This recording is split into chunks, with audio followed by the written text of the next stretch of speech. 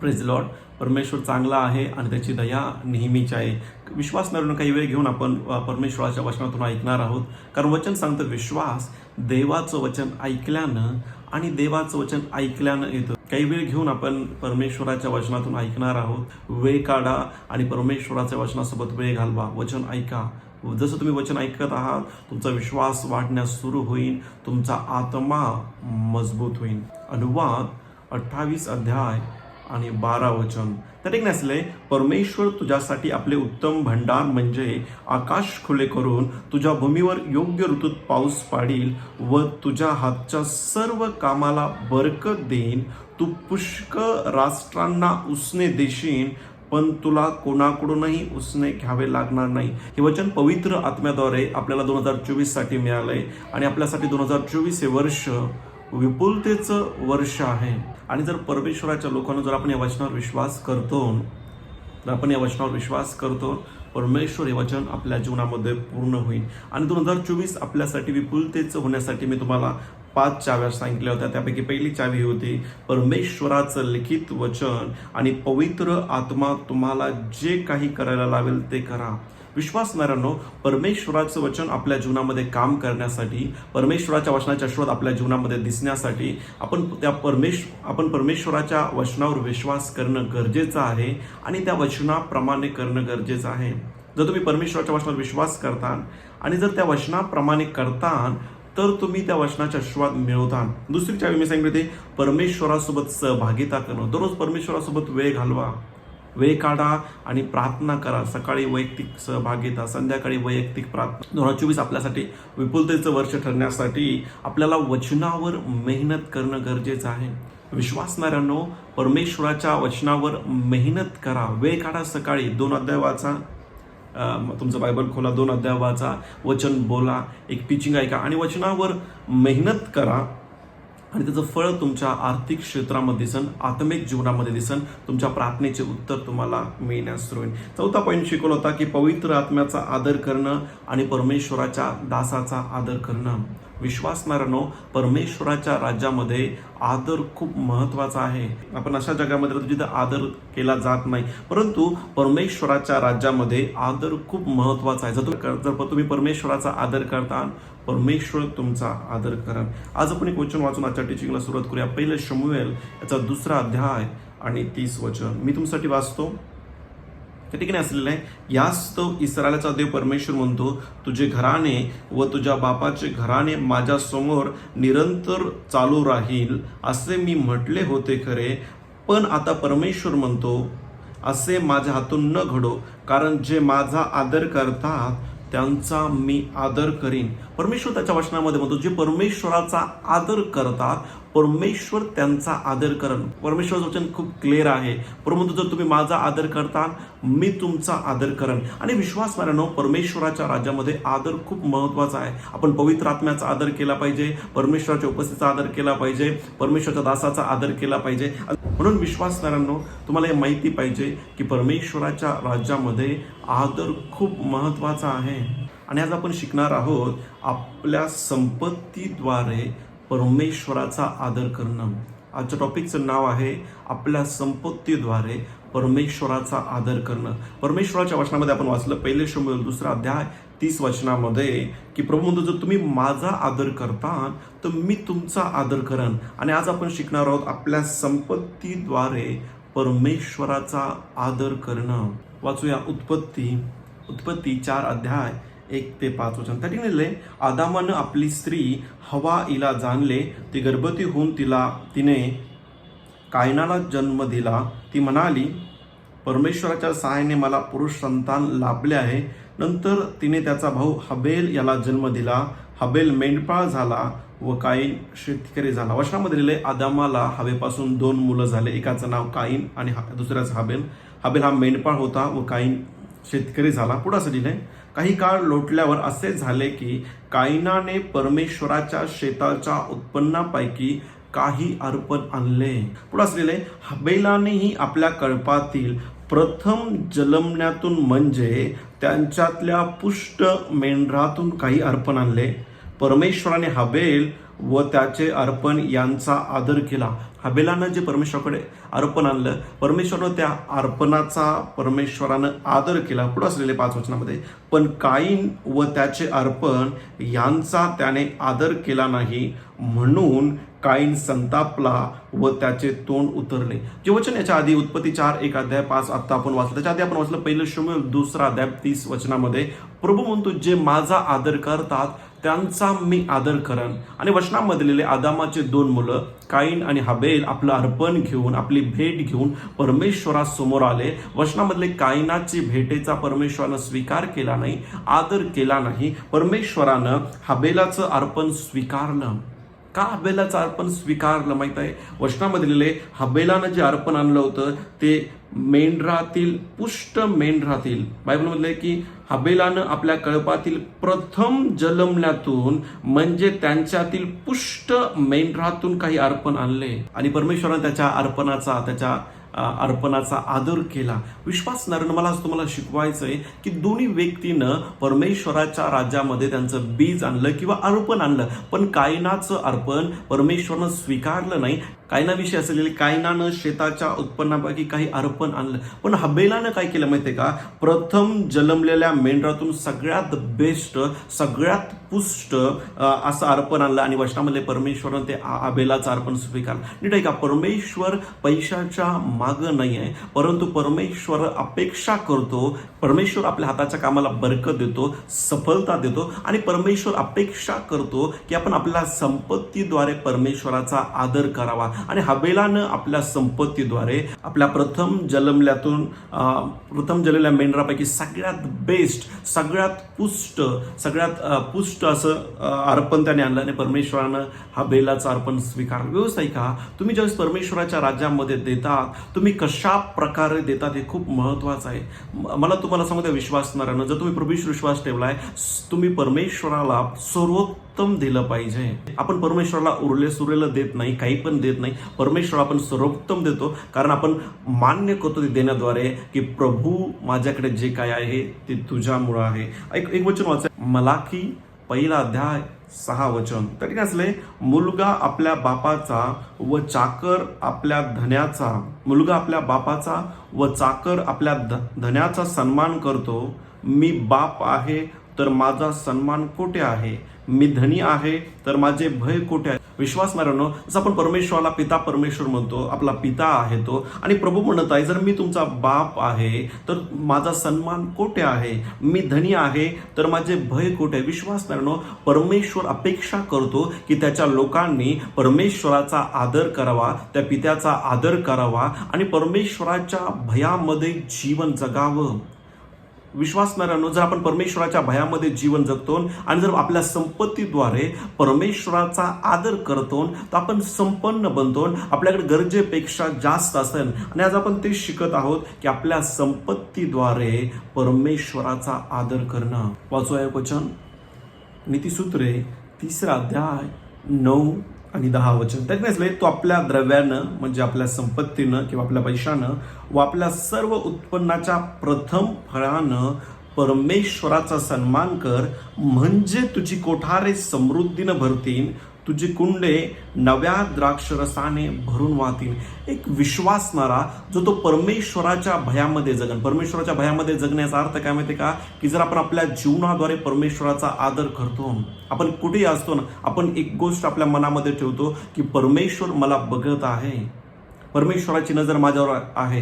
काही विश्वासणारे व्यवसाय का ते परमेश्वराचं भय धरत नाही आणि ते वाटेल ते करतात, पापाचं जीवन जगतात आणि त्यांचं आर्थिक क्षेत्र आहे तसं राहील. पण जर आपण माहित आहे, आपण ह्या गोष्टी आपल्या मनामध्ये ठेवून जर जीवन जगतो की परमेश्वराची नजर माझ्यावर आहे, मला परमेश्वराच्या पाप करायचं नाही आहे, आणि जो तो परमेश्वराच्या भयामध्ये जीवन जगन आणि आपल्या संपत्तीद्वारे परमेश्वराचा आदर जर तो करन तर तो संपन्न पुरुष बनन. जेव्हा आपण वाचलं नीतिसूत्रे 3:9 आणि 10 वचनामध्ये, तरी कसं तो आपल्या द्रव्याने, आपल्या संपत्तीने व आपल्या सर्व उत्पन्नाच्या प्रथम फळानं परमेश्वराचा सन्मान कर, म्हणजे तुझी कोठार समृद्धीने भरतील. तुझी कुंडे नव्या द्राक्षरसाने भरून वाहतील. एक विश्वासणारा जर आपल्या संपत्तीद्वारे परमेश्वराचा आदर करन, माहित आहे काही घडत त्याचा फायदा काय असेल की त्याची कोठार समृद्धीने भरतील, त्याच्या कुंडातून नवा द्राक्षरस वाहत राहील. परमेश्वर त्याला देत राहील, परमेश्वर त्याच्या हाताच्या कामाला बरकत देत राहील, सफलता देत राहील आणि तो संपन्न पुरुष बनन. म्हणून विश्वासणाऱ्यांनो, आपण आपल्या संपत्तीद्वारे परमेश्वराचा आदर करणं खूप गरजेचं आहे. जे वचन आपण वाचलं ते परमेश्वराचं वचन आहे. परमेश्वर त्याचं वचन कधी मोडत नाही. जर तो म्हटला आपल्या संपत्तीद्वारे परमेश्वराचा आदर कर आणि मी तुझी कोठार समृद्धीने भरन, तर तो बदलून जाणार नाही, कारण आपला परमेश्वर कधी न बदलणारा परमेश्वर आहे. विश्वासणाऱ्यांनो, आज आपण शिकतो आपल्या संपत्तीद्वारे परमेश्वराचा आदर करणं. जर आपण आपल्या संपत्तीद्वारे परमेश्वराचा आदर करतो, आपण विपुलतेमध्ये जातो, आपल्याकडे नेहमी गरजेपेक्षा जास्त राहील. विश्वासणाऱ्यांनो, या दोन गोष्टी खूप महत्वाच्या आहे. जर आपण परमेश्वराच्या भयामध्ये जीवन जगतो की प्रभूची नजर माझ्यावर आहे, मला परमेश्वराच्या विरोधात पाप करायचं नाहीये, जर आपण असा निर्णय करतो आणि आपल्या संपत्तीद्वारे जर आपण परमेश्वराचा आदर करतो, आपण संपन्नतेमध्ये असतो, आपल्याकडे गरजेपेक्षा जास्त असतं. पहिला पॉईंट, आपल्या संपत्तीद्वारे परमेश्वराचा आदर करण्याचा काय अर्थ आहे. पहिला पॉईंट आहे, दशमांश हा आपल्या संपत्तीद्वारे परमेश्वराचा आदर आहे. वाचू एक वचन जे आपण आता वचन वाचलं, नीतिसूत्रे 3 अध्याय 9 आणि 10 वचन. हिंदीमध्ये थोडं त्याच्यामध्ये अजून चांगल्या प्रकारे आपल्याला समजून त्या ठिकाणी असले, अपनी संपत्ति के द्वारा और अपनी भूमि की पहली उपज दे देकर यहोवा की प्रतिष्ठा करना. त्या ठिकाणी असले, आपल्या संपत्तीद्वारे आणि आपल्या उत्पन्नाच्या प्रथम फळानं परमेश्वराचा सन्मान कर. हिंदीमध्ये खूप छान आहे, संपत्ती शब्द आलाय आणि जो आपल्या टॉपिकमध्ये आहे, आपल्या टॉपिकचं नाव तेच आहे, आपल्या संपत्तीद्वारे परमेश्वराचा काय करा, आदर करा. व पहिला पॉईंट हा आहे, दशमांश हा आपल्या संपत्तीद्वारे परमेश्वराचा आदर करणं आहे. मला तुम्हाला सांगतो, विश्वासणाऱ्यांनो, दशमांश पैशापेक्षा जास्त आहे. दशमांश परमेश्वराचा आदर आहे. बेसिकली आपण दरवेळेस मी अनेक वेळा शिकवलं तुम्हाला की दशमांश म्हणजे आपल्याकडे जे काही येतं त्याचा 10वा हिस्सा आपण परमेश्वराच्या राज्यामध्ये येतो, त्यामुळे दशमांश देणं. परंतु दशमांश फक्त पैशाबाबत नाही, दशमांश हा परमेश्वराचा आदर आहे. जसं एक विश्वासणारा त्याच्याकडे काही रक्कम येते आणि तो त्याचा 10वा हिस्सा काढतो, जो असतो त्याचा दशमांश काढतो आणि तो परमेश्वराच्या राज्यामध्ये येतो. विश्वासणाऱ्यांनो, तुम्ही काय करत आहात, परमेश्वराचा आदर करत आहात. मला तुम्हाला सांगू द्या, मी अनेक वेळा तुम्हाला शिकवलं की दशमांश म्हणजे आपल्या उत्पन्नाचा, समजा एखाद्या व्यक्तीकडे 1000 रुपये आले, एका विश्वासणारे 1000 रुपये आले, त्याने त्याचा 10वा हिस्सा काढला म्हणजे 100 रुपये काढले, त्याला दशमांश म्हणतात. जसं तो देवाच्या राज्यामध्ये देत आहे, तो काय करत आहे माहिती का, तो परमेश्वराचा आदर करत आहे. आणि मी आज तुम्हाला एनकरेज करेन, जर तुम्हाला आर्थिक क्षेत्रामध्ये पुढे जायचंय तर आपल्या संपत्तीद्वारे परमेश्वराचा आदर करणारे बना, परमेश्वराच्या राज्यामध्ये दशमांश देणारे बना. आणि जर आजपर्यंत तुम्ही कधी परमेश्वराचा आपल्या संपत्तीद्वारे आदर केला नसेल, आज निर्णय करा की मी परमेश्वराच्या राज्यामध्ये मी माझा दशमांश देईन, माझ्या संपत्तीद्वारे परमेश्वराचा आदर करन. विश्वासणाऱ्यांनो, हे परमेश्वराच्या वचनामध्ये लिहिलंय. आपण वचनाप्रमाणे करणारे असतो. प्रभूश माहिती आहे, काही लोकांना म्हणाला, तुम्ही मला प्रभू प्रभू म्हणता, पण मी जे सांगतो तुम्ही ते का करत नाही. आपण ते करतो जे प्रभू सांगतो, आणि प्रभूचं वचन सांगतं की दशमांश हा आपल्या संपत्तीद्वारे परमेश्वराचा आपण केलेला काय आदर आहे. म्हणून विश्वासणार, ज्या ज्यावेळेस प्रभू तुम्हाला तुमच्या हातामध्ये पैसा आजाद करेन, प्रभू तुम्हाला बरकत देईन, परमेश्वर तुम्हाला संपन्न करेन, प्रभू तुम्हाला विपुलतेमध्ये घेऊन जाईन. परंतु स्वतःला एक प्रश्न विचारा, काय मी माझ्या संपत्तीद्वारे परमेश्वराचा आदर करतो का? काय मी माझ्या संपत्तीद्वारे परमेश्वराचा आदर करतो का? आणि जर तुम्ही करत असाल, आर्थिक क्षेत्रामध्ये तुम्ही खूप पुढे असाल, परमेश्वर तुम्हाला एक आर्थिक क्षेत्राच्या एका लेवलमधून दुसऱ्या लेवलमध्ये घेऊन जाईल आणि प्रभू तुम्हाला अशा ठिकाणी आर्थिक क्षेत्रामध्ये ठेवल की जिथे तुमच्याकडे नेहमी गरजेपेक्षा जास्त असतं. आज निर्णय करा आपल्या संपत्तीद्वारे परमेश्वराचा आदर करण्याचा. मी पुन्हा सांगेन, दशमांश हा आपल्या संपत्तीद्वारे परमेश्वराचा काय आदर करणं आहे. वाचू एक वचन आणि आपण पुढे जाऊया. मलाकी 3 अध्याय 7 ते 12 वचन. त्या ठिकाणी असलेले, तुमच्या पूर्वजांच्या दिवसापासून माझे विधी तुम्ही मोडले, ते पाळले नाहीत, माझ्याकडे वळा म्हणजे मी तुमच्याकडे वळेन. प्रभू म्हणतोय, तुम्ही माझ्याकडे वळा म्हणजे मी तुमच्याकडे वळेन. असे सेनाधीश परमेश्वर म्हणतो. तुम्ही म्हणता आम्ही कोणत्या बाबतीत वळावे. खूप पॉवरफुल हे वचन आहे. अनेक विश्वासणारे ज्यांनी प्रभू येशूवर विश्वास ठेवलाय, माहित आहे ते प्रभूच्या मागे चालत आहे, अनेक वर्षापासून अनेक विश्वासणारे चालत आहे, पण ते माहित आहे प्रभू म्हणतोय की तुम्ही माझ्याकडे वळा. ते आपल्या संपत्तीद्वारे परमेश्वराचा आदर करत नाही. पुढे लिहिलंय, तुम्ही म्हणता आम्ही कोणत्या बाबतीत वळावे. पुढे लिहिलंय, मनुष्य देवाला ठकविल काय, तुम्ही तर मला ठकवले आहे. असे असून तुम्ही म्हणता आम्ही कोणत्या बाबतीत तुला ठकवले आहे. प्रभू म्हणतोय की तुम्ही मला फसवलं आहे. आणि प्रभू म्हणतो कोणत्या बाबतीत फसवलंय. पुढे असं लिहिलंय, दशमांश व अर्पणे या संबंधानं. एक विश्वासणारा ज्यावेळेस आपल्या संपत्तीद्वारे जर तो आपल्या संपत्तीद्वारे परमेश्वराचा आदर करत नाहीये, परमेश्वराच्या वचनामध्ये लिहिलंय, प्रभू म्हणतो तुम्ही मला फसवलं आहे. एक विश्वास माहिती दशमांश तो खाऊन टाकतो, त्यानं परमेश्वराचा आदर चोरला आहे.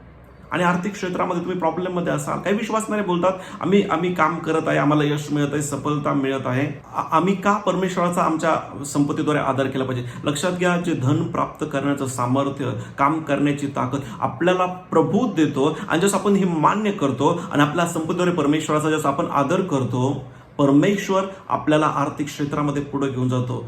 वाचोय पुढं असं लिहिलंय, तुम्ही शापग्रस्त आहात कारण तुम्ही अवघ्या राष्ट्राने मला फसवले आहे. ज्यावेळेस आपण आपल्या संपत्तीद्वारे परमेश्वराचा आदर करत नाही, याचा अर्थ ज्यावेळेस आपण परमेश्वर राज्यामध्ये दशमांश देत नाही, प्रभू म्हणतो तुम्ही मला फसवलं आहे.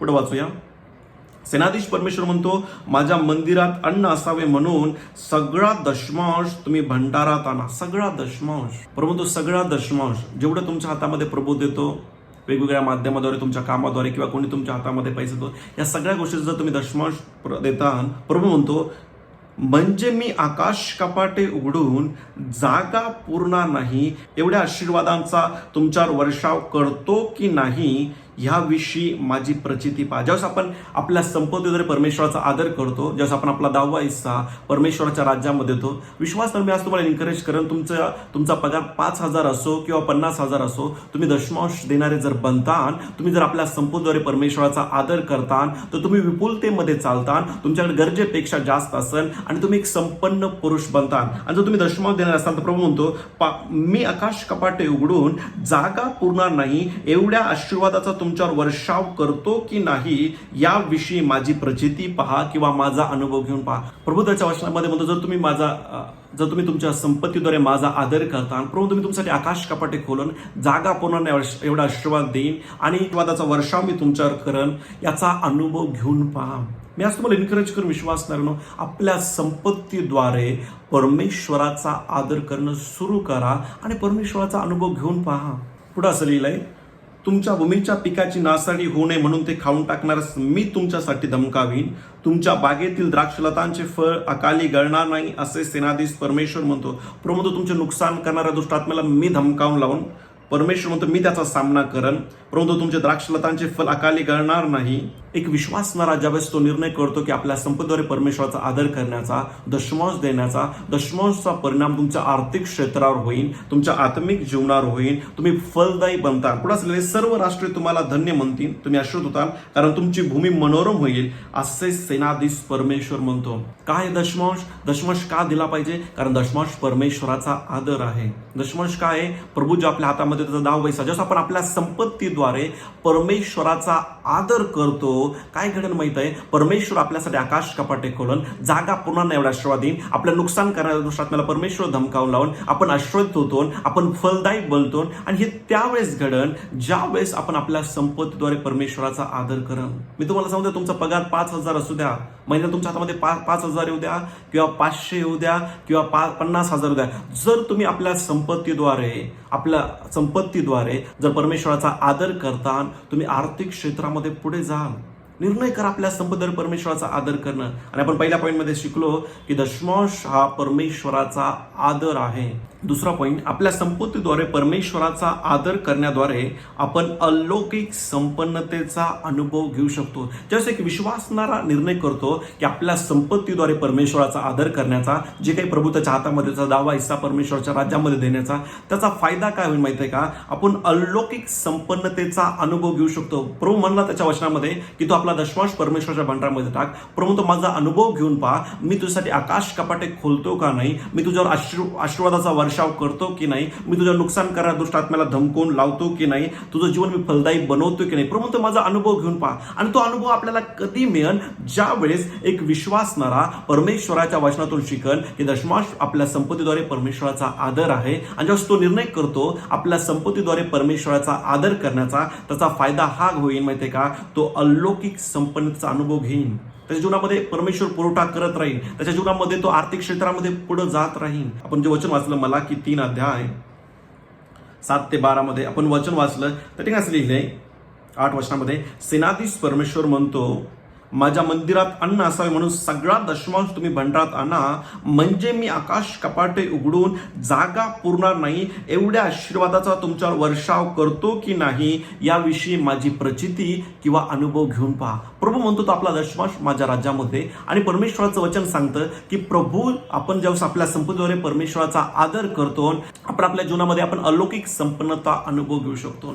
प्रभू आपल्या गरजा पूर्ण करेल आणि त्या गरजा पूर्ण करणार नाही, आपल्याकडे गरजेपेक्षा जास्त ठेवून. हे वर्ष आपलं वर्ष आहे. या वर्षामध्ये परमेश्वर आपल्याला विपुलतेमध्ये घेऊन जाणार आहे. आणि विपुलतेमध्ये जाण्याची एक चावी ही आहे की आपल्या संपत्तीद्वारे परमेश्वराचा आदर करणं.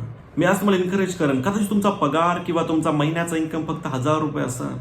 आज निर्णय करा आपल्या संपत्तीद्वारे परमेश्वराचा आदर करण्याचा. प्रभू तुम्हाला वाढवत नाही, प्रभू तुम्हाला आर्थिक क्षेत्रामध्ये खूप पुढे घेऊन जाईल. माहिती आहे, एक बहीण जी प्रभूवर विश्वास ठेवते आणि तिनं माहिती आहे प्रभू दशमांश विषय ऐकलं, तिनं आपल्या संपत्तीद्वारे परमेश्वराचा आदर करण्याविषयी ऐकलं. आणि माहिती ती एका ठिकाणी अंगणवाडी सेविका होती, तिचा पगार 4000 होता आणि तिनं आपल्या संपत्तीद्वारे परमेश्वराचा आदर करण्यास सुरू केला. तिचा पगार 6 झाला, त्यानंतर 8 झाला आणि 10 झाला. हे कसं घडलं माहिती आहे, तिने निर्णय केला आपल्या संपत्तीद्वारे परमेश्वराचा आदर करण्याचा.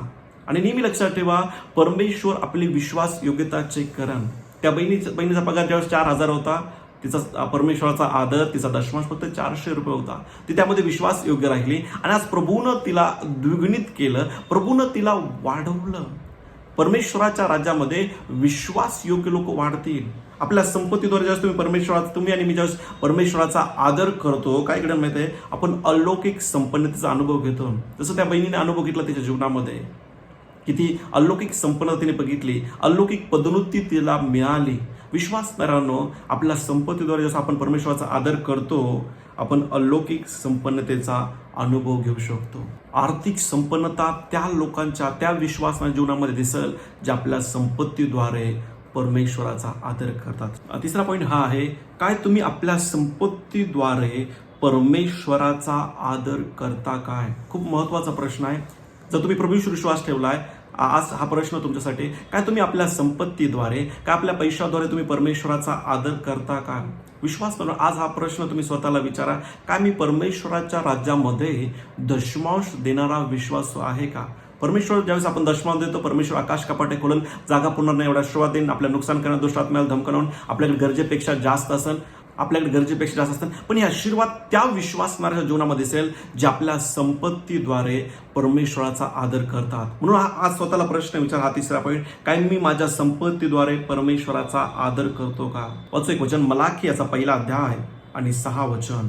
मलाकी 1 अध्याय 6 वचन. त्या ठिकाणी असले, मुलगा आपल्या बापाचा व चाकर आपल्या धन्याचा सन्मान करतो. मी बाप आहे तर माझा आदर किंवा माझा सन्मान कोठे आहे? मी धनी आहे तर माझे भय कोठे आहे? एक विश्वासणारा जो तो परमेश्वराचं भय धरून जीवन जगन आणि जर तो आपल्या संपत्तीद्वारे परमेश्वराचा आदर करन, तो संपन्न बनन. त्याच्याकडे नेहमी गरजेपेक्षा जास्त असन, स्वर्ग त्याच्यासाठी नेहमी खुला असन, परमेश्वर त्याच्या नुकसान करणाऱ्या दुष्ट आत्म्याला धमकावणार. म्हणून प्रभू म्हणतो त्याच्या वचनामध्ये, जर मी तुमचा पिता आहे तर माझा आदर कुठे? म्हणून तिसऱ्या पॉईंट मध्ये आपण शिकत होतो, काय तुम्ही आपल्या संपत्तीद्वारे परमेश्वराचा आदर करता काय? आपल्या कामामध्ये बरकत देतो, सफलता देतो, आपल्या हातामध्ये पैसा आज होतो. काय आपण असे विश्वासणारे आहोत की जे आपल्या संपत्तीद्वारे परमेश्वराचा आदर करतो? काय तुम्ही असे विश्वासणारे आहात जस प्रभू तुम्हाला आशीर्वाद करतो, माहिती तुम्ही ते पूर्ण खाऊन टाकतात? आर्थिक संपन्नता जीवनामध्ये दिसणार नाही. म्हणून आज स्वतःला प्रश्न विचारा, जर परमेश्वर माझा पिता आहे तर मी माझ्या संपत्तीद्वारे माझ्या पित्याचा आदर करतो का? वाचू एक वचन, स्तोत्र संहिता 34 अध्याय 8 ते 10 वचन. वाचू एक वचन, स्तोत्र संहिता 34 अध्याय 8 ते 10 वचन. मी तुमच्यासाठी वाचतो. तरी काय झाले, परमेश्वर किती चांगला आहे याचा अनुभव घेऊन पहा. प्रभूचा अनुभव घेऊन पहा की परमेश्वर किती चांगला आहे. हे वचन माहित आहे, हे परमेश्वराच्या आदर बाबत आहे, हे वचन संपन्नतेबाबत आहे. आणि त्या ठिकाणी प्रभू म्हणतो परमेश्वर किती चांगला याचा अनुभव घेऊन पहा. जो त्याच्यावर विश्वास ठेवतो, जो त्याच्यावर भाव म्हणजे विश्वास ठेवतो तो पुरुष धन्य. पुढे असलेले 9 वचनामध्ये, परमेश्वराचे पवित्र जन हो, त्याचे भय धरा, कारण त्याचे भय धरणाऱ्यांना काही कमी पडत नाही. त्याचे भय धरणाऱ्यांना काही उणे पडत नाही किंवा कमी पडत नाही. कोणाला कमी पडत नाही? जे परमेश्वराचा भय धरतात. परमेश्वराचं भय धरणं म्हणजे परमेश्वराचा आदर करणं. जे विश्वासणारे आपल्या संपत्तीद्वारे परमेश्वराचा आदर करतील त्यांना काही कमी पडणार नाही. 10 वचनामध्ये, तरुण सिंहानाही वान पडते किंवा कमी पडते व त्यांची उपासमार होते, पण परमेश्वराला शरण जाणाऱ्यांना कोणत्याही चांगल्या वस्तूची वान किंवा कमी पडत नाही. प्रभूचं वचन सांगतं की तरुण सिंहाला कमी पडन, त्याची उपासमार होईल, पण जे परमेश्वराला शरण जातात, जे परमेश्वरावर विश्वास ठेवतात आणि आपल्या संपत्तीद्वारे परमेश्वराचा आदर करतात, प्रभू म्हणतो त्यांना कोणत्याही चांगल्या वस्तूची कमी पडणार नाही. म्हणून प्रभू स्तोत्र 34:8 मध्ये म्हणतो की परमेश्वर किती चांगल्याचा अनुभव घेऊन पहा. आज मी तुम्हाला एनकरेज करेन, कारण आजपर्यंत तुम्ही कधी आपल्या संपत्तीद्वारे परमेश्वराचा आदर केला नसेल, आजपासून परमेश्वराचा आपल्या संपत्तीद्वारे आदर करा, आपला दशमांश देण्यास सुरू करा आणि परमेश्वराचा अनुभव घेऊन पहा. माहिती आहे, परमेश्वराच्या वचनाबाबत माझ्याचे असं माझं मत आहे, जर परमेश्वराच्या वचनामध्ये लिहिलंय तर ते परमेश्वर नक्की पूर्ण करेल. आणि आपण परमेश्वराच्या वचनावर विश्वास ठेवतो आणि आपल्या संपत्तीद्वारे परमेश्वराचा आदर करतो. प्रभू म्हणतो माझा अनुभव घेऊन पहा. प्रभू म्हणतो तरुण सिंहालाही कमी पडन, त्याची पण उपासमार होऊ शकते, त्याची उपासमार होईल, पण प्रभू म्हणतो जे माझा आदर करतात त्यांना कोणत्याही चांगल्या गोष्टीची कमी पडणार नाही. विश्वासणाऱ्यांनो, आपल्या संपत्तीद्वारे परमेश्वराचा आदर करा. आपण 3 पॉईंटमध्ये शिकलो की परमेश्वराचा आपल्या संपत्तीद्वारे आदर करणं म्हणजे काय. पहिल्या पॉईंटमध्ये शिकलो दशमांश हा आपल्या संपत्तीद्वारे परमेश्वराचा आदर करणं आहे, जो आपला 10वा हिस्सा आहे. जेवढं प्रभू आपल्या हातामध्ये आपण 10वा हिस्सा देतो. दुसरी गोष्ट, आपण दशमांश आपल्या संपत्तीद्वारे परमेश्वराचा आदर करण्याद्वारे आपण अलौकिक संपन्नतेचा अनुभव घेतो. प्रभू आपल्या गरजा पूर्ण करण्यास सुरू होईल. प्रभू आपल्याला विपुलतेमध्ये घेऊन जाईल. प्रभू आपल्याकडे गरजेपेक्षा जास्त देईल. प्रभू आपल्याला विपुलतेमध्ये घेऊन जाईल. आणि तिसऱ्या पॉईंटमध्ये आपण शिकलो, आपण स्वतःला प्रश्न विचारला पाहिजे, काय मी माझ्या संपत्तीद्वारे परमेश्वराचा आदर करतो का. प्रभू म्हणतो माझा अनुभव घेऊन पहा. निर्णय करा आपल्या संपत्तीद्वारे परमेश्वराचा आदर करण्याचा. आणि जसं तुम्ही परमेश्वराचा आपल्या संपत्तीद्वारे आदर करतात, गंभीरपणे तुम्ही निर्णय करतात, मी एकदा दोनदा नाही तर मी माझ्या संपत्तीद्वारे नेहमी परमेश्वराचा आदर करेन. आर्थिक क्षेत्रामध्ये तुम्ही पुढे असाल आणि परमेश्वराचं वचन सांगते की तुम्हाला कोणत्याही चांगल्या गोष्टीची कमी पडणार नाही. परमेश्वर तुम्हाला या वचनाद्वारे आशीर्वाद करो. God bless you all.